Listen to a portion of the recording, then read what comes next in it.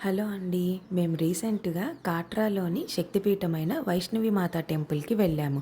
మా ఎక్స్‌పీరియన్స్ మీతో షేర్ చేసుకోవాలని ఈ చిన్న వీడియో. వైష్ణవి మాత టెంపుల్‌కి వెళ్ళడానికి కంపల్సరీ ఒక ఎంట్రీ పాస్ కావాలి. మనదేదైనా ఒక గవర్నమెంట్ ప్రూఫ్ చూపిస్తే వాళ్ళు ఒక ఐడీ కార్డ్ ఇస్తారు. ఈ ఐడీ కార్డు స్టార్టింగ్ నుంచి దర్శనం చేసుకొని కొండ దిగి రిటర్న్ వచ్చిన తర్వాత వాళ్ళకి హ్యాండ్ ఓవర్ చేయాలి. ఈ టెంపుల్ 365 డేస్ ఓపెన్లోనే ఉంటుంది. మేము 50 మెంబర్స్ గ్రూప్గా వెళ్ళాము. కింద నుంచి కొండపైన అమ్మవారి గుడి 12 కిలోమీటర్స్ డిస్టెన్స్ ఉంది.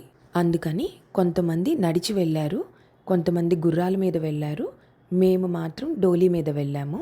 చిన్నపిల్లలు ట్రాలీస్ యూస్ చేసుకున్నారు. అంతేకాకుండా కేబుల్ కార్స్, హెలికాప్టర్స్ ఫెసిలిటీస్ కూడా ఉన్నాయి. Cable cars, helicopters only online booking అంట. 3 months ముందే బుక్ చేసుకోవాలి. కొండ రోడ్డు నార్మల్గానే ఉన్నది, కొంచెం స్లాంట్గా ఉన్నది. మార్నింగ్ 8 o'clockకి స్టార్ట్ అయ్యాము. ఒక డోలీకి 4 హెల్పర్స్ ఉంటారు. మధ్యలో బ్రేక్స్ తీసుకుంటూ మార్నింగ్ 8కి స్టార్ట్ అయితే మధ్యాహ్నం 1 o'clockకి కొండ మీదకి ఎక్కాము.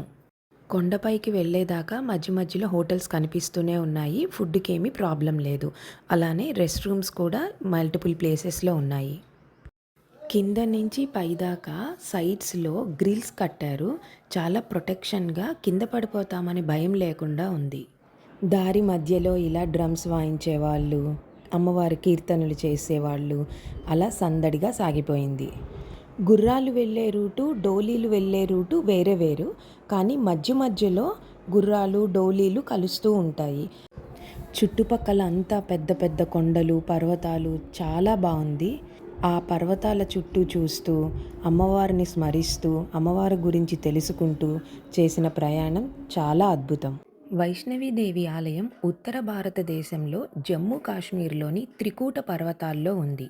వైష్ణవీదేవి విగ్రహం 3 స్వరూపాలలో ఉంది: మహాలక్ష్మి, మహాకాళి, మహాసరస్వతి.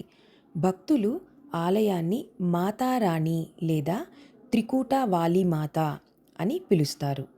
వైష్ణవీ మాత భూలోకానికి వచ్చినప్పుడు శ్రీరాముడిని పతి రూపంలో పొందాలని త్రికూట పర్వతంలో తపస్సు చేసేవారట.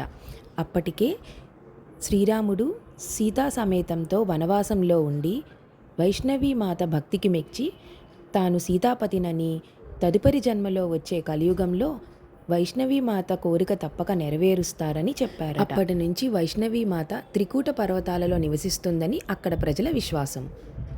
అమ్మవారికి రక్షణగా పర్వతాల చుట్టూ చాలా కోతులు, కొండముచ్చులు కూడా మనకి కనిపిస్తాయి. అలా అమ్మవారిని స్మరిస్తూ, చుట్టుపక్కల ఉన్న ప్రకృతి అందాలని చూస్తూ, వచ్చిపోయే జనాలని చూస్తూ కొండపైకి వెళ్ళేసరికి మధ్యాహ్నం 1 గంట అయిపోయింది. కొండపైకి వెళ్ళాక సెక్యూరిటీ చెక్ ఉంటుంది.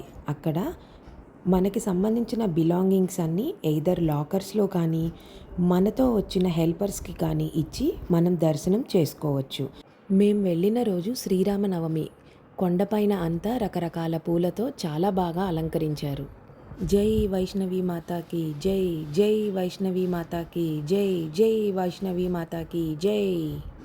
మేమందరం కలిసి అమ్మవారి దర్శనం చేసుకొని సాయంత్రం 4 గంటలకు బయలుదేరితే కొండ కిందకి దిగేసరికి రాత్రి 7 గంటలు అయిపోయింది.